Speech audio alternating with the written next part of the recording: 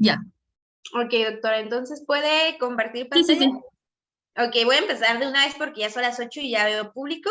Entonces, pues muchas gracias por estarnos acompañando. Sean bienvenidos otra vez como todos los miércoles. Siempre estamos con medicina interna o con medicina de urgencias. Entonces, si es primera vez que nos acompañan o no alcanzaron a escuchar la leve plática que tuve con la doctora Margot, el objetivo de estas pláticas es que haya videos a disposición de la comunidad médica. Si no puede verlo usted todo completo en vivo, no se preocupe, lo van a encontrar en la página de YouTube de Medical Legal Center. Ahí podrán ponerse al corriente. En caso de que lo quiera buscar usted por Facebook, lo encuentra en la página de Yo Soy Médico 17. También me gustaría recordarles que tenemos diferentes especialidades a lo largo de la semana. Solamente búsquenos en nuestro Facebook y en nuestro Instagram de La Voz de Residente. Esta noche vamos a tener 3 doctores. La doctora Ponencia, vamos a tener los complementos del doctor Márquez como doctor mentor y un doctor mentor invitado al doctor Toledo. Así que hoy vamos a tener 3 buenos doctores hablando en ponencia. Entonces, antes de apoyar a la doctora, la presento rápidamente. Es residente de tercer año de la especialidad de urgencias médico-quirúrgicas del Hospital General Regional 12, licenciado Benito Juárez, IMSS, Mérida, Yucatán. La doctora Jessica Margot Toraya Vargas. Doctora, ¿tienen problemas para compartir? Sí, no puedo compartir la pantalla. ¿Tiene su presentación abierta? Sí. Ok, ¿ya encontró la parte donde dice compartir pantalla?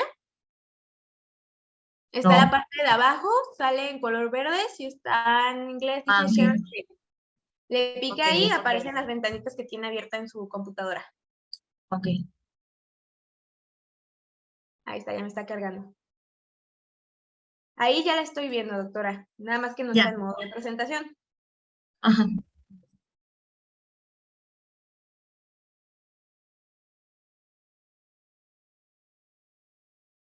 Listo, entonces, ¿todo bien, doctora? ¿Estamos listas? Sí, claro.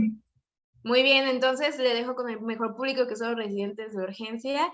Ahorita les mando penalistas a los doctores mentores y adelante, doctora. Bueno, buenas noches. Hoy vamos a, mi nombre es Jessica Margot Toraya Vargas, soy residente de urgencias del Hospital de Mérida, Yucatán, Benito Juárez.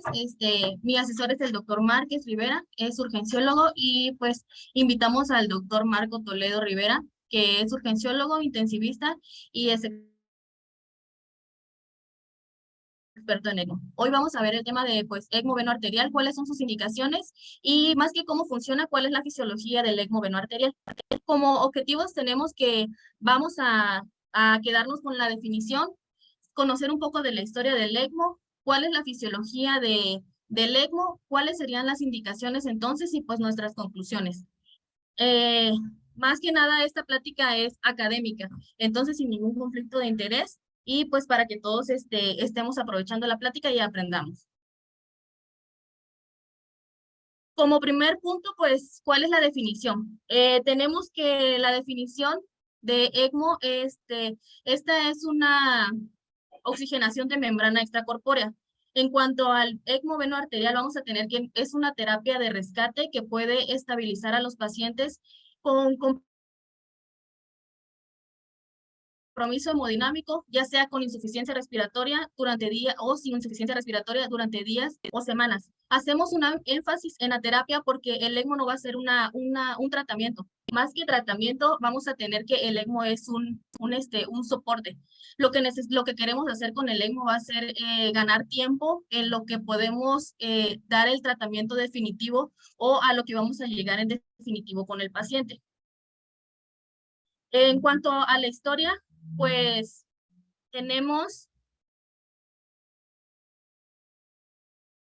en cuanto a la historia, pues tenemos que en el año en los años 50, el doctor John Gibson desarrolló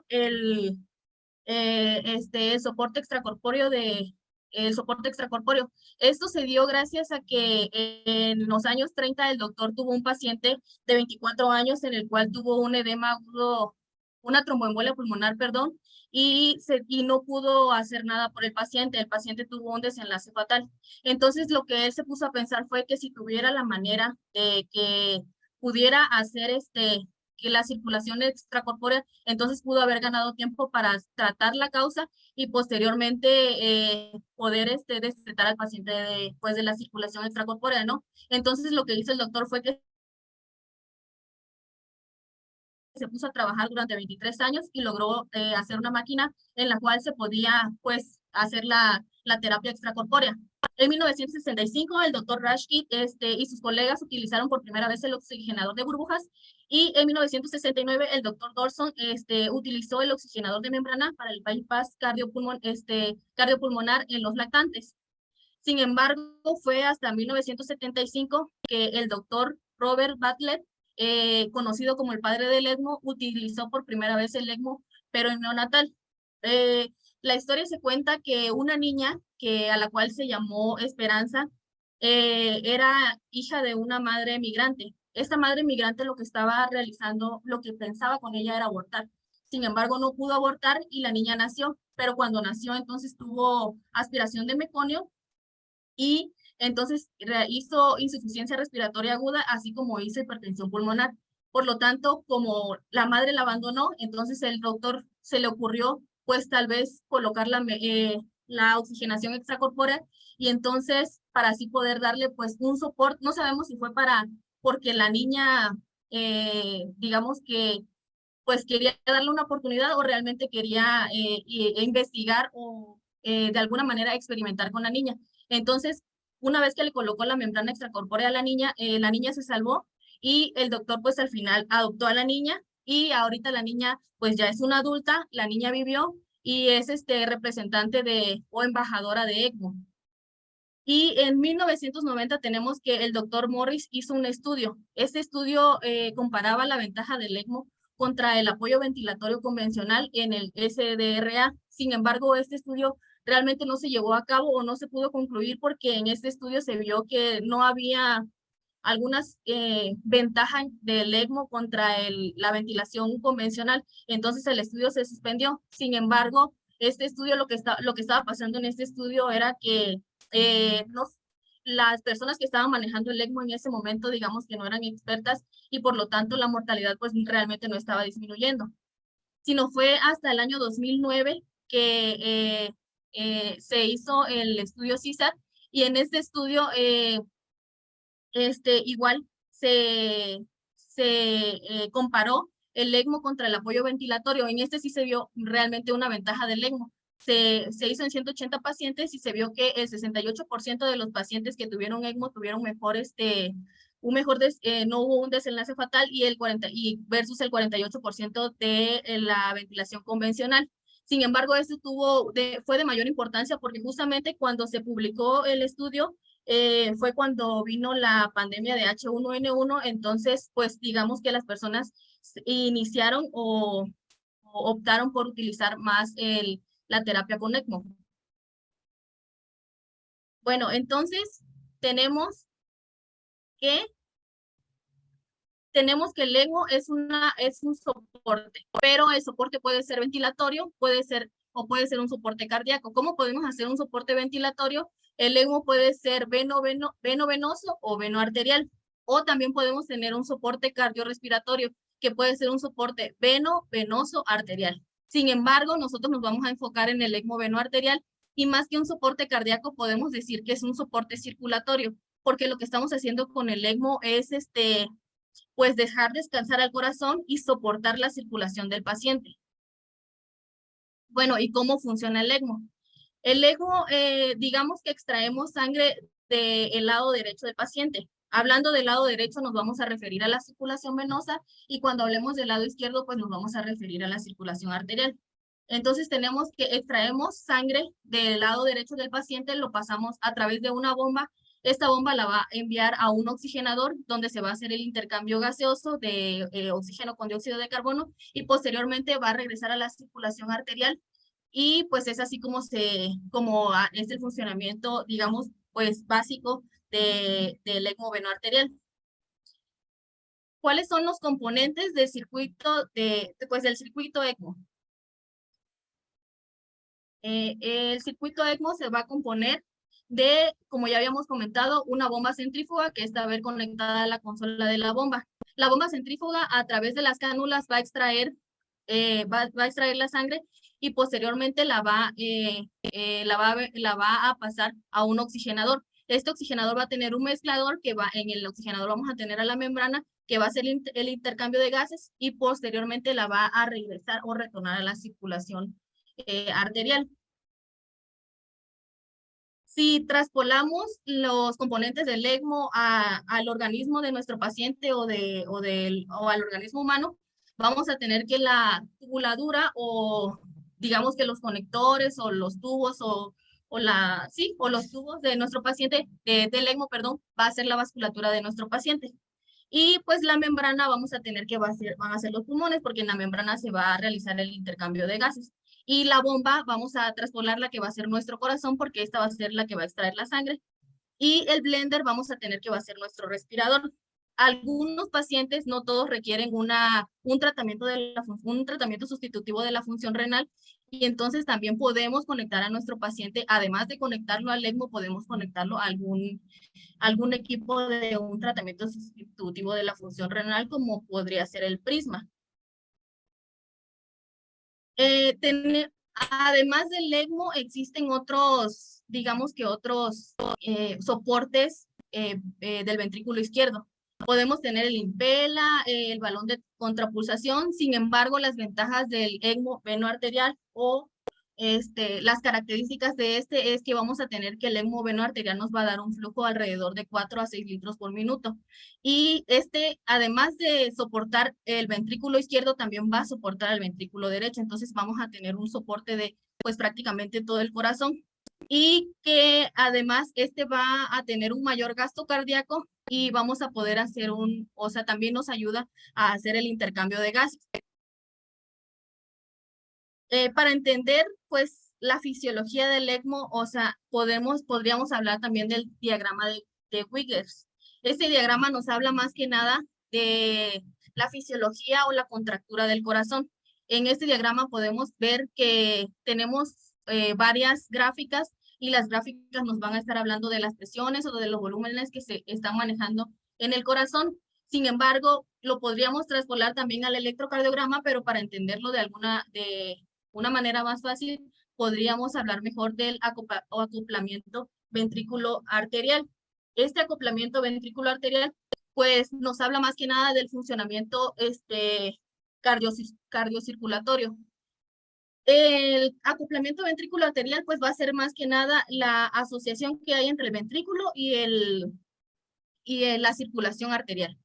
Entonces, vamos a tener que en el acoplamiento ventrículo arterial nos va a hacer una gráfica, más que una gráfica, siempre nos va a estar haciendo un bucle. Siempre va a ser como un ciclo, se va a estar repitiendo. Entonces, en la línea de las Y vamos a tener que tenemos la presión y en la línea de las X vamos a tener los volúmenes. Cuando el acoplamiento ventrículo arterial lo podemos, digamos que nos podemos imaginar como si fuera un baile. Siempre debe de estar acoplado, o sea, el ventrículo y el sistema arterial debe de ser 1 a 1.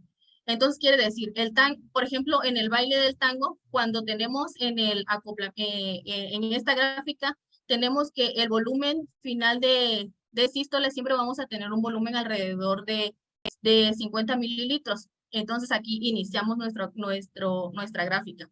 Lo que van a hacer es que estos, al ir bailando, van a empezar a rellenar nuestro ventrículo. Sin embargo, no va a subir la presión. Se va a llenar hasta que llegue a un punto máximo de llenado y lo que va a hacer es que va a cerrar, perdón, la válvula mitral. Al cerrar la válvula mitral, tiene que seguir acoplado y entonces va a empezar a contraerse el ventrículo, pero de esta manera el ventrículo ya no va a estar con el llenado, ya no va a estar llenándose, sino va a estar solamente requiriendo mayor fuerza para poder expulsar la sangre. Entonces, aquí mismo empieza a llenarse hasta que logra abrir la válvula aórtica. Rompe la presión de la válvula aórtica y empieza la eyección ventricular. Empieza la eyección ventricular hasta que hace la última fuerza para que se pueda eyectar toda la sangre del ventrículo y nuevamente empieza la relajación isovolumétrica. Entonces tenemos que el acoplamiento ventriculo-arterial, pues como ya les había comentado, es una relación de 1 a 1. Es decir, que vamos a hablar de elastancia. Cuando hablamos de elastancia vamos a estar hablando de contractilidad. En la elastancia arterial y la elastancia al final, que la elastancia arterial la vamos a ver de este lado y la elastancia al final de la sístole la vamos a ver y vamos a estarla manejando de este lado. Tiene que haber una relación de 1 a 1. Si tenemos una elastancia arterial mayor que una elastancia de la sístole, es decir, que el ventrículo no puede hacer suficiente fuerza para expulsar la sangre, entonces no tenemos un buen acoplamiento. Y si tenemos una elastancia menor y una fuerza mayor del ventrículo, entonces sí podemos seguir expulsando la sangre. Sin embargo, en algún momento el retorno y el gasto cardíaco ya no va a ser el mismo. Por eso se dice que el acoplamiento ventricular arterial debe de ser como un baile, porque debe de ser rítmico y debe de estar pues acoplado, ¿no? Bueno, entonces para entender esto, vamos a tener que en la primer gráfica es un paciente normal. El acoplamiento ventrículo arterial está normal, las presiones están conservadas y los volúmenes están normales. Entonces, en la siguiente gráfica vamos a ver que tenemos a un paciente con un infarto de miocardio y ya vamos a ver que el acoplamiento pues ya no está 1 a 1, sino que en el volumen empieza a aumentar y las presiones ligeramente ya empiezan a disminuir. Entonces, digamos que el ventrículo todavía está teniendo la fuerza para romper la presión de la poscarga sería, pero no está teniendo la suficiente fuerza para expulsar toda la sangre. Sin embargo, pues está conservando un poco de gasto cardíaco. Sin embargo, cuando ya tenemos a un paciente con choque cardiogénico, tenemos que ya no hay nada ya no, la relación 1 a 1 ya se perdió completamente y tenemos un volumen de final de sístole muy aumentado y unas resistencias muy disminuidas. Entonces el gasto cardíaco pues realmente ya es muy poco. Entonces, ¿cómo podemos hacer que el ECMO nos ayude con el acoplamiento o con el gasto cardíaco de nuestro paciente? Bueno, sí, aquí tenemos una gráfica donde tenemos a un paciente que está chocado, tiene un choque cardiogénico porque como se les había comentado, al principio, cuando tenemos a un paciente con un acoplamiento ventricular 1 a 1, normalmente tenemos un volumen final de sístole de 50. Entonces, cuando ya está aumentado, pues ya hay algo, ya está pasando algo con nuestro paciente. Este paciente que está en un choque cardiogénico, digamos que lo tenemos con aminas y sí está recuperando un poco del volumen que está, el volumen ventricular sistólico, pero sin embargo, todavía la fuerza le está costando mucho trabajo poder eyectar la sangre. Si lo conectamos a este paciente a un ECMO, si lo ponemos primero, por ejemplo, lo que podemos poner en el ECMO son flujos. Entonces, si ponemos a nuestro paciente con un flujo de 4.5 litros, vamos a tener que va a mejorar la resistencia o la poscarga, pero sin embargo ya el volumen de eyección va a ser muy disminuido y vamos a tener un volumen de final de sístole, perdón, muy amplio. Entonces, en este modo, el ECMO pues tampoco nos está ayudando con nuestro paciente, porque de alguna manera lo que tenemos que hacer con el ECMO es dejar que nuestro corazón, que nuestro ventrículo izquierdo pues esté descansando. Entonces podemos seguir bajándole los litros por minuto a nuestro ECMO y entonces vemos cómo se va, digamos que normalizando la gráfica o el bucle. Entonces, si tenemos a un paciente que tiene 1.5 litros, vamos a tener una mejor poscarga y también una mejor eyección, aunque todavía estemos conservando un poco más de volumen de final de sístole. Sin embargo, en esto pues ya estamos dejando descansar mejor a nuestro ventrículo izquierdo. Bueno, si estamos compitiendo en el ECMO, porque en el ECMO, no se los había comentado, pero el ECMO, una vez que estamos regresando la sangre que ya está, digamos que oxigenada, la estamos regresando a la arteria, se hace una presión positiva. Entonces, estamos compitiendo contra el ventrículo izquierdo. Para poder reducir, y si competimos contra el ventrículo izquierdo, lo que podemos ocasionar es una congestión pulmonar. Para poder competir o ayudar a nuestro ventrículo izquierdo, hay ciertas estrategias que podemos hacer para que, aunado a que tengamos conectado nuestro paciente al ECMO, podamos disminuir la poscarga de nuestro paciente. Entonces, ¿cómo lo podemos hacer? Pues vamos a aumentar el flujo mediante la introducción ya sea de los inotrópicos o de algún dispositivo, o también vamos a disminuir la poscarga mediante una colocación de un balón de contrapulsación, o vamos a descomprimir el ventrículo izquierdo con una derivación de la sangre al lado derecho.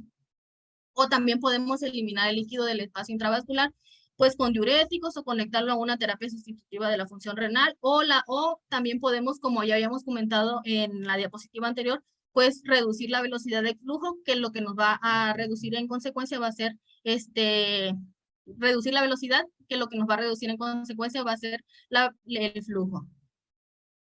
Entonces, pues, ¿cuáles van a ser los objetivos de nuestro ECMO venoarterial? O sea, ¿para qué lo vamos a estar poniendo? Si nuestro el ECMO venoarterial no es una terapia, un tratamiento, o sea, si conectamos a un paciente y lo conectamos a ECMO y decimos, ya ese es el tratamiento y lo olvidamos, pues no, o sea, el paciente no se va a curar solamente conectándolo al ECMO. Entonces tenemos que el ECMO es una terapia puente. ¿Puente por qué? Porque es un puente de recuperación, es decir, vamos a darle un soporte circulatorio a nuestro paciente en lo que el corazón del paciente se puede recuperar, y vamos a dar tratamiento específico para la recuperación de ese corazón. Un puente de decisión, ¿por qué? Una vez, si nuestro paciente todavía no sabemos cuál es el daño, o si el daño es reversible, entonces en lo que tomamos la decisión terapéutica, ya sea que se va a recuperar o vamos a tomar otra decisión, entonces le podemos poner el ECMO. Un puente a puente, tenemos que estabilizar a nuestro paciente para la perfusión de los órganos diana, y de ahí decidir si vamos a trasplantar a nuestro paciente o le vamos a poner un soporte circulatorio ya de otro tipo. Entonces, lo que tenemos que tomar en cuenta aquí es que el ECMO no es un tratamiento, no es algo que nos va a curar al paciente, sino es solamente soportar a nuestro paciente. De hecho, el ECMO no debería se dice que es una terapia, el ECMO venoarterial es una terapia de corta, no puede ser, no podemos tener a nuestro paciente tanto tiempo conectado al ECMO. Entonces también lo que tenemos que preguntarnos cuando tenemos a nuestro paciente conectado al ECMO es cuándo se lo vamos a retirar. Y entonces, una vez que sabemos cuándo se lo vamos a retirar y si el paciente es candidato al ECMO, entonces adelante. Y bueno, ¿cómo vamos a seleccionar un paciente candidato al ECMO? ¿Cuáles son las indicaciones? Una de las indicaciones es un paciente que esté en paro. ¿Pero en paro cómo? En paro, si nuestro paciente cayó en paro y en este momento le podemos conectar el ECMO, o lleva 5 minutos, o sea, un paro presenciado, o lleva 5 minutos en paro después de las compresiones y todavía no hay que haya regresado a la circulación espontánea, también es candidato. También, si nuestro paciente ya llevamos un paciente con 20 minutos de que estamos dando RCP y el paciente regresa a la circulación espontánea, digo, llevamos un paciente que regresa a la circulación espontánea, pero no pasa más de 20 minutos y vuelve a caer en paro y necesita nuevas compresiones, a ese paciente también lo podemos llevar a conectar a ECMO. Sin embargo, ¿cuándo no lo podemos llevar a conectar a ECMO? Una vez que el paciente cayó en paro, pero fue extrahospitalario, o sea, no fue presenciado, o que ya lleva más de 30 minutos en RCP o más de 21 minutos, dice que es el límite para poder conectar al paciente al ECMO, porque refiere que después de los 15 minutos, para que haya daño neurológico, va bajando va aumentando el 2% en nuestro paciente, aunque estemos comprimiendo. Y pues obviamente un paciente que ya lleva más de 60 minutos con compresiones y está en paro y no hay retorno a la circulación espontánea, no es un candidato a ECMO, pues porque ya no, o sea, ya el daño neurológico pues es muy franco, ¿no? Entonces, ¿cuáles serían las indicaciones? Las indicaciones serían paro cardiorrespiratorio con las cuestiones que ya les comenté, y un choque cardiogénico, definiendo el choque cardiogénico como una condición crítica de inestabilidad hemodinámica con compromiso de órganos diana y perfusión tisular. con los parámetros siguientes, que tengamos un índice cardíaco menor de 2 o una TA sistólica menor de 90 durante al menos 30 minutos con signos de hipoperfusión o la presión capilar pulmonar mayor de 24. Y esto aunado a que tengamos al menos 2 inotrópicos o vasopresores con o sin balón de contrapulsación.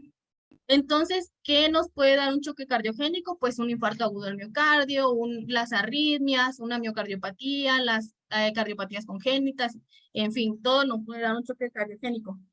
Pero, ¿cuándo no le vamos a poner entonces el ECMO?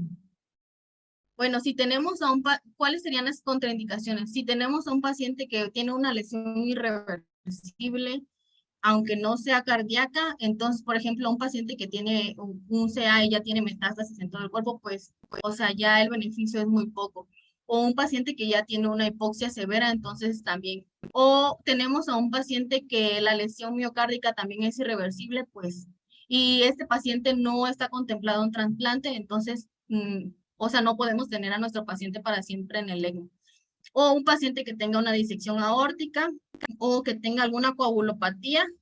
Y también una de las contraindicaciones sería que tengamos accesos periféricos, digamos que difíciles. Entonces también sería una contraindicación.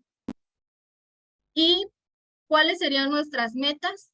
Pues tenemos que una meta de saturación de oxígeno, arterial de oxígeno en el ECMO veno arterial sería mayor a 95%, una presión arterial de oxígeno mayor a 60, una PAFI en el paciente mayor a 200 y en el ECMO mayor a 150. Y una presión arterial de CO2 de entre 35 y 40, normal, igual que un pH normal. Y las metas hemodinámicas, pues tenemos que mantener a nuestro paciente en una presión arterial media mayor a 65, el índice cardíaco igual mayor a 2.5, una PVC entre 8 y 10 y una saturación venosa mixta mayor a 65. Así como pues la restauración de la diuresis mayor a 0.5 mililitros kilo hora y pues que el lactato vaya disminuyendo en las primeras 4 horas. Bueno, ¿cuáles serían nuestras conclusiones? El ECMO veno arterial es una terapia soporte. O sea, tenemos que quedarnos con que el ECMO veno arterial no es una terapia de tratamiento. El ECMO veno arterial no va a curar y siempre que tengamos a nuestro paciente, que pensemos poner a nuestro paciente, hay que ver si realmente sí es candidato a ponerlo. Es decir, a un paciente que ya tiene metástasis, un paciente que realmente ya no es recuperable, entonces, ¿para qué poner el paciente a ECMO, no? Y siempre tener en cuenta cuándo vamos a destetar a nuestro paciente del ECMO. Y que no existe solamente, o sea, el ECMO lo conocimos porque daba soporte respiratorio. No solamente existe ECMO para soporte respiratorio, también existe ECMO para soporte circulatorio. Entonces, tener en cuenta cuáles son las indicaciones de nuestros pacientes para meter a nuestro paciente pues al ECMO. Muy bien, muchas gracias, doctora Margot. ¿Estamos listas? Sí. Muy bien, doctora, muchas gracias. Les recordamos que si alguien tiene alguna pregunta, con mucho gusto, solamente que escribir en la parte del chat o de preguntas y respuestas en caso de que nos esté viendo por Zoom, en caso de que nos esté viendo por Facebook, hay que hacerlo en la parte de comentarios. Si solamente veo felicitaciones o saludos, pues eso los dejamos al final, ¿sale? Pero no los voy a ignorar. Ahorita nos acompañaron 2 mentores. Le voy a hacer primero la voz al médico urgenciólogo subespecialista en medicina crítica, experto en ECMO, actualmente jefe de terapia intensiva en el Hospital Mac Perisur de Ciudad de México, el doctor Marco Antonio Toledo. Muchas gracias por acompañarnos hoy, doctor Marco. Perdón, tenía mi audio apagado. Muchas gracias por la invitación, doctora Margot. Muchas felicidades. Excelente tu ponencia. Me gustaría dejarles algunas consideraciones muy atinadas y solo para reforzar lo que he comentado. Es un tema muy complejo, la fisiología o tratar de entender cómo funciona este soporte de circulación extracorpórea con membrana extracorpórea, de oxigenación con membrana extracorpórea. ECMO, como bien han comentado, no es una terapéutica, es un soporte. Entonces, la selección del paciente para la conexión a ECMO veno-arterial, que es el tenor de esta sesión, debe estar muy especificada. Entendiendo el acoplamiento ventrículo-arterial, es muy importante para tratar de determinar hacia dónde se está yendo el paciente.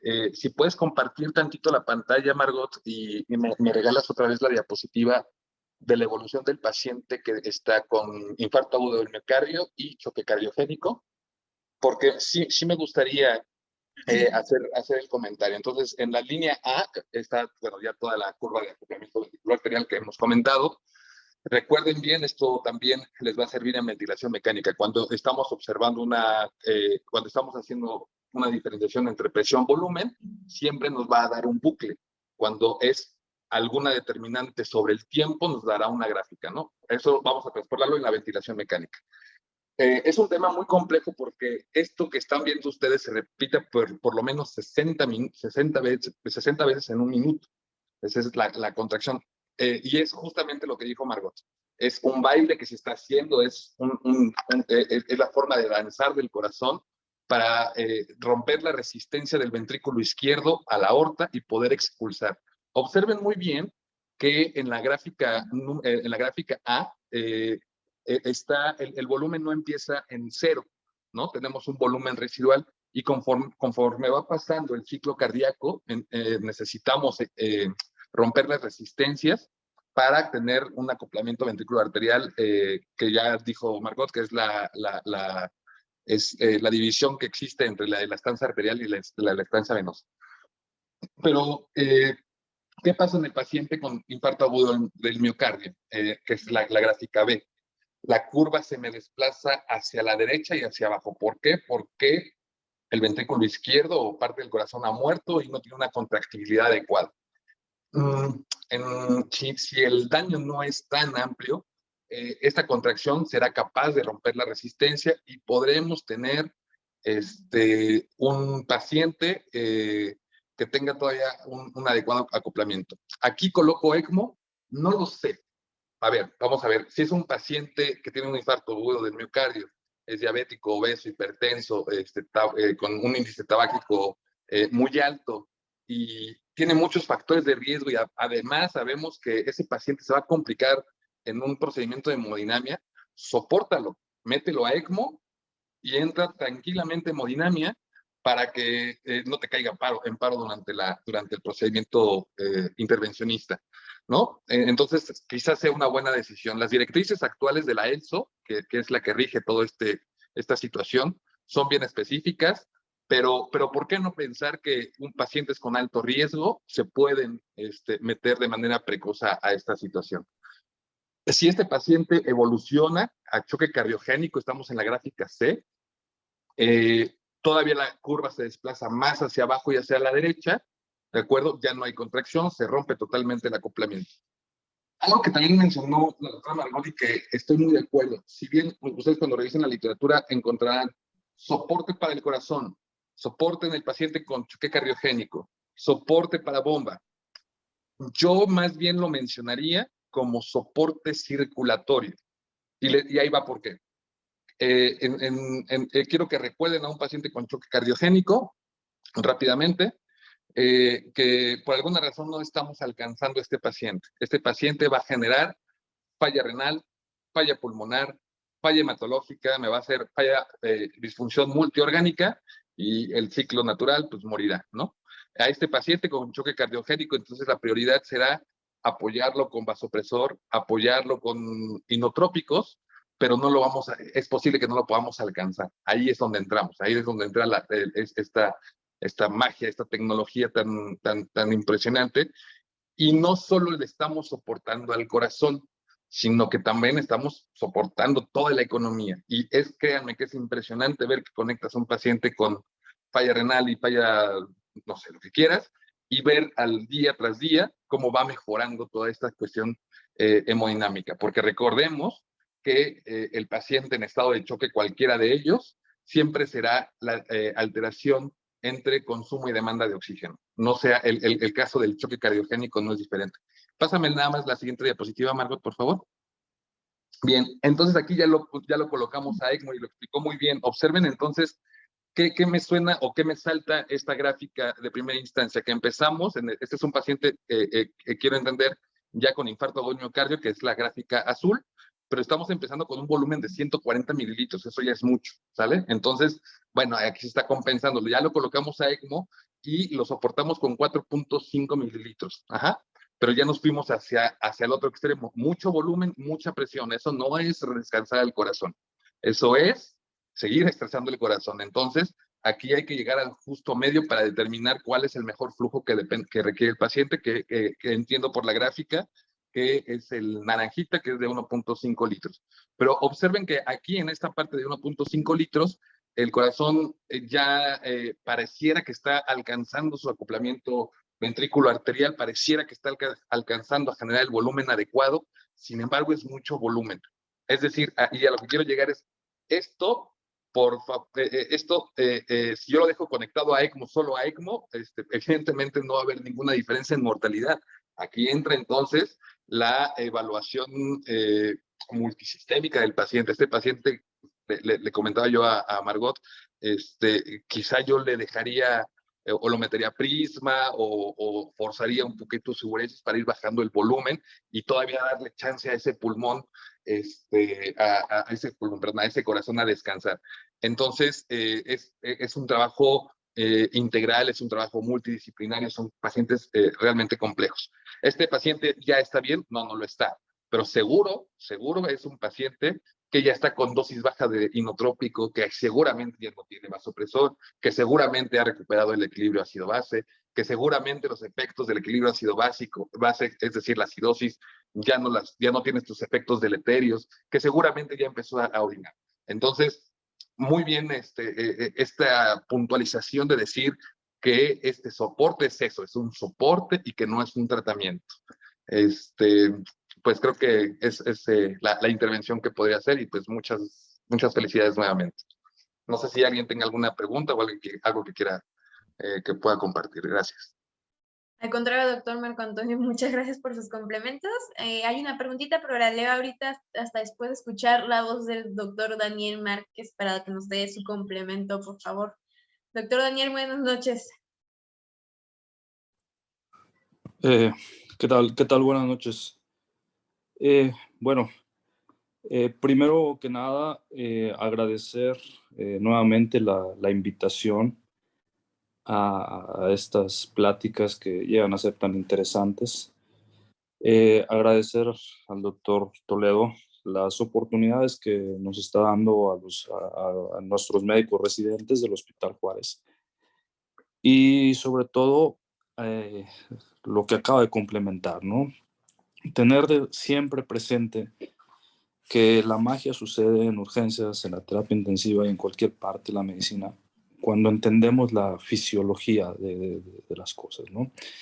Hoy por hoy el ECMO en México quizás no tenga mucho tiempo, pero nos da a entender, y perfectamente bien lo explicó la doctora, que puede sustituir la función del corazón, las funciones del pulmón, o bien puede sustituir ambos, ¿no?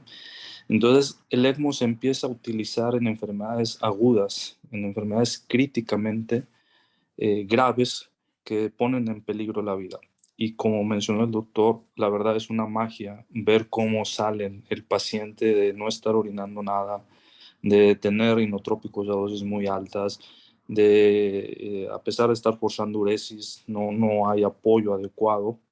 Y cuando se conectan a una máquina ECMO, a una membrana extracorpórea, vemos que el paciente empieza a mejorar. Entonces, realmente entenderlo sería entender bastante bien aún más la fisiología de lo que aprendimos como alumnos cuando llevábamos fisiología y tratar de entender esta maravilla, esta máquina, como una terapia de uso quizás que empiece a ser más habitual. Sería ideal que estuviese en todos los hospitales, ¿no? Y que tuviésemos gente experta en el manejo, como el caso del doctor Toledo, el caso del doctor Montes de Oca, que ojalá nos estuviera acompañando, para poder entender aún más esto, ¿no? Realmente yo no tendría ninguna objeción, ningún comentario extra a lo que ha dicho ya el doctor Toledo. Entonces, pues muchísimas gracias, muchísimas felicidades, doctora. Una excelente ponencia. Y si hay preguntas, pues con todo gusto estamos para ayudar. Muchas gracias, doctor Daniel. Y ahora sí, si hay una pregunta, le puede contestar a usted, doctora Jessie, o el doctor Toledo, quien guste. Jesús Ramírez solamente pregunta, ¿qué vasos se derivan, venoso y arterial? Sí, bueno, hay que entender un poquito sobre la nomenclatura que tienen estos dispositivos. Cuando estamos hablando de ECMO veno-arterial, entonces, a ver, si tienes la diapositiva de donde están los componentes de ECMO y las cánulas, cuando hablamos de ECMO veno-arterial, quiere decir, ese está bien, ¿no? Entonces, fíjate, a tu extrema izquierda tienes 3 máquinas, esas son las máquinas de ECMO, vamos a ponerlos como, esa es la máquina, ¿no? La que tienes, a ver si puedes subrayar o ponerle con el puntero la CardioHelp, Margot. Exacto, esa es la CardioHelp, ¿no? Entonces, la membrana está conectada, la membrana, lo que está aquí como oxigenador, está conectado junto con la centrífuga, ¿no? Entonces, lo que hacemos es, de la rama venosa, que en este caso vamos a poner lo que es un veno femoral, arterio femoral también, es decir, vamos a sacar de la vena femoral, la sangre, entonces lo que va a hacer, lo que dice ahí bomba centrífuga, la centrífuga, va a ser absorber del vaso venoso la sangre venosa, lo va a pasar sobre la membrana y lo va a expulsar hacia el oxigenador. De ese oxigenador, bueno, ahí es donde existe la magia del ECMO en relación al pulmón, y lo va a expulsar a la parte arterial. Vamos a ponerlo también del lado arterial, ¿no? Del lado contralateral, lo puedes poner de la otra pierna, perdón. Y entonces estás expulsando. Ahí es lo que comentaba Margot. Tú recuerdas tu fisiología, la forma en cómo va la sangre es del centro a la periferia, de proximal a distal, es decir, del ventrículo izquierdo, sale por la aorta, baja y desciende toda la torácica y la aorta abdominal. Nosotros estamos compitiendo ahí, ¿sale? Nosotros estamos llevando una presión contraria a la natural, entonces ECMO es totalmente antifisiológico, pero esa es la magia del ECMO, eso es lo que estoy diciéndole al corazón. A ver, no luches con la máquina, tranquilo, vamos a reposar, tú deja de estar, sigue bombeando lo que quieras bombear, pero yo aquí te voy a estar soportando, ¿vale? Entonces, se llega a presentar que el corazón mejora su funcionalidad y entonces sí empieza a tener los efectos deleterios o adversos. Algo también que comentó Margot, muy acertado. Un ECMO veno-arterial normalmente no te va a durar 7, 10 días, ¿no? Es complejo. Al quinto día tú ya sabes hacia dónde vas, hacia qué puente es este paciente. Contrario al ECMO veno-venoso, son pacientes muy complejos también, que del último caso que tuvimos afortunadamente de éxito fueron 86 días conectado a ECMO veno-venoso, fueron 4 membranas las que ocupamos, y duró 108, 109 días en el hospital, y bueno, afortunadamente se fue con bien y ya con su familia. Es diferente un poquito la fisiología en el ECMO veno-venoso, pero bueno, en el veno arterial así es como funciona. Muy bien, muchas gracias, doctor Toledo, evidentemente un maestro, así que no veo otra pregunta, los demás son felicitaciones y saludos. Entonces, les recuerdo que si se perdieron parte de la plática de la doctora Margot o los complementos del doctor Toledo o el doctor Márquez, van a encontrar la plática en la plataforma de YouTube de Medical Legal Center, si la quieren buscar por Facebook, porque se quedan guardadas las pláticas que fueron en vivo, en la página de Yo Soy Médico 17. Y pues no queda más que agradecer a los doctores por su presencia esta noche. La realidad es que ellos lo están haciendo de manera altruista, es tiempo que están dedicando para darnos de sus conocimientos y de sus experiencias para la comunidad médica. Así que muchas gracias a los 3 doctores que nos acompañaron esta noche. Antes de despedirnos, leo muy rápidamente los comentarios de felicitaciones. Lenny comenta: muchas felicitaciones, Margot. Rosario, excelente ponencias, muchas felicidades, Margot. Edgar Eduardo, felicidades. Saúl Hernández comenta, saludos doctora Jessica del Hospital Juárez, Centro Médico Nacional Ignacio Ins Mérida, por ahí deben andar mis alumnos del doctor Hernández, pediatra de 81 años activo, muy buena exposición. Rubí Mendoza manda excelente ponencia, gracias a los 3 doctores. Carlos Ortega, felicidades a la doctora y gracias a los doctores Augusto Sainz, muy buena plática, excelente presentación. Y Arturo Durán, felicidades, una plática muy útil y excelente complementos. Entonces, muchas gracias, doctora Margot y doctor Toledo y doctor Márquez por acompañarnos esta noche. Muchas gracias. Esperemos no sea la última vez. Muchas gracias, doctor. Muchísimas gracias. Hasta luego.